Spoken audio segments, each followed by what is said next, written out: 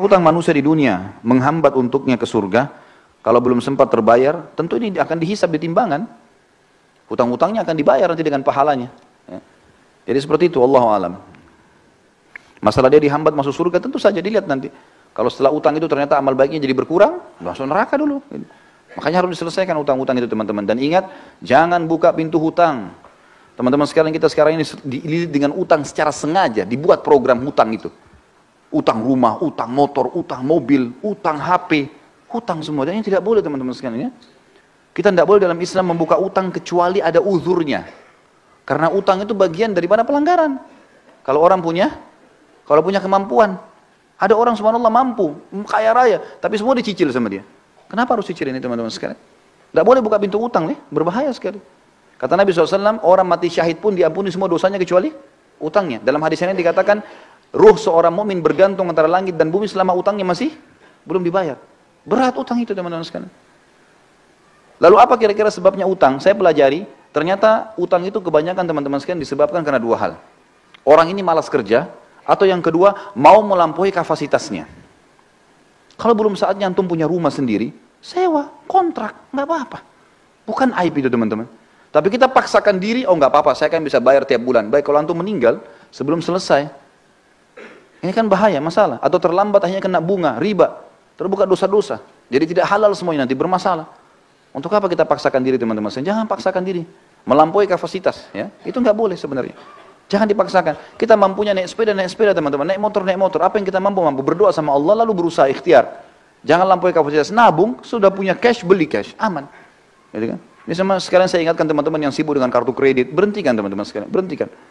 Antum bilang, oh ini 0%, baik 0% teman-teman sekalian. Setelah itu, kalau antum telat, ini malam jam 12 malam terakhir pembayaran, antum telat 1 menit, jam 12 lewat 1 menit, kena bunga nggak?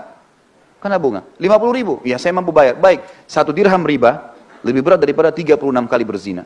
Untuk apa? Tutup itu teman-teman sekalian, karena itu membuka pintu utang. Membuka pintu hutang, dan hutang tidak boleh. Sampai kata Nabi SAW, matlul ghani zulmun. Imam Madzhabi masukkan dalam dosa besar. Orang yang menunda pembayaran utang dan dia mampu kezaliman, dosa besar. Untuk apa buka ini teman-teman sekalian? Sabar, cari uang cash beli, gitu kan? Ini penting. Kita cuma boleh buka pintu utang kalau darurat sekali. Emang darurat sekali. Ulama berikan contoh-contoh, seperti misalnya tidak bisa makan kecuali harus utang, gitu kan? Atau misalnya dia mau berbuat satu ibadah amal soleh, dia tahu dia bisa bayar lalu dia utang. Seperti orang mau akikah anaknya, atau orang mau idul adha, mau kurban. Dia tahu akhir bulan dia akan terima gaji. Sekarang tanggal 12 atau tanggal 13 lebaran idul adha. Baik, saya pinjam dulu uang teman saya tahu bisa bayar, itu nggak ada masalah.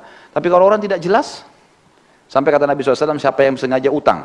Ini bab-bab utang semua, siapa yang sengaja utang dan dia niat tidak mau membayar dari awal, Allah persulit dia membayarnya.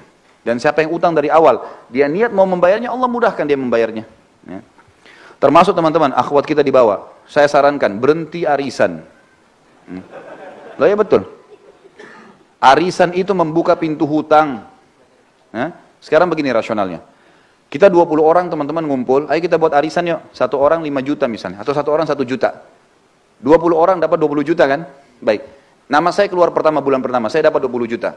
Ini banyak orang gembira, oh 20 juta, dihabisin beli ini, beli itu. Apalagi akhwat kita, Masya Allah daftarnya sudah lengkap. Beli ini, beli itu, beli ini, beli itu. Sadar nggak dia? Kalau dia sedang punya utang 19 juta. Hah? Sedang punya utang nggak? Baik, kalau dia mati bulan depan, siapa yang bayar? Nggak bisa.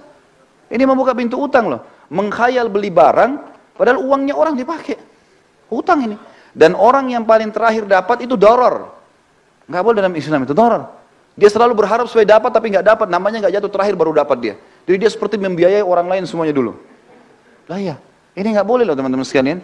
Ada orang tidak melihat hukum syar'i itu bahaya. Kalau menurut saya Allah tinggalkan. Pernah istri saya ikut, saya nasihatin dia, hati-hati loh, berhenti, ini nggak boleh. Waktu dia sampaikan saya bilang ini nggak boleh. Ini bahaya, membuka pintu utang. Sekarang kalau kau meninggal dalam 2-3 bulan setelah itu, siapa yang bayar? Nah, pasti saya ahli warisnya kan? Ya kalau saya punya duit, kalau enggak, loh ya kalau kita pas suaminya punya uang misalnya, kalau nggak punya uang gimana? Kan jadi utang yang bergantung kan? Nggak bisa. Atau ada orang lari, zalim, dia pergi. Kan jadi masalah. Baik, kalau mau kumpul pengajian, nggak usah ada arisan. Ya nggak? Benar nggak ini? Hah? Tangkap nggak secara rasional ya? Jadi pelarangannya itu karena membuka pintu utang. Orang yang terima pertama itu utang 19 juta loh tadi. Uangnya orang kita pakai, bagaimana caranya kita bisa bawa duit orang baru kita pakai belanja kebutuhan kita. Coba pikirkan teman-teman. Ini kenapa? Karena mau melampaui kapasitasnya. Udahlah, dunia sebentar. Kata Nabi SAW, perumpamaan saya sama dunia, seperti musafir yang sedang mampir di bawah pohon. Hilangkan penatnya, pergi habis itu. Kata Syekh Utsaimin rahimahullah, kalimat yang mulia. Seseorang mukmin orang muslim harus menjadikan dunia ini seperti kamar mandi. Seperti WC-nya. Dia datang, selesaikan hajatnya, dia pergi. Dunia cuma begitu saja. Maksudnya, tidak usah terlalu berlebihan.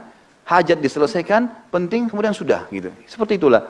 Ya jangan melampaui kapasitas kita. Ini Allah, ini saran saya ya, saran saya. Tapi kalau teman-teman ada di antara asatidzah, di antara duat yang memang memberikan solusi lain, alhamdulillah. Tapi saya pribadi, saya selalu mencari zona aman.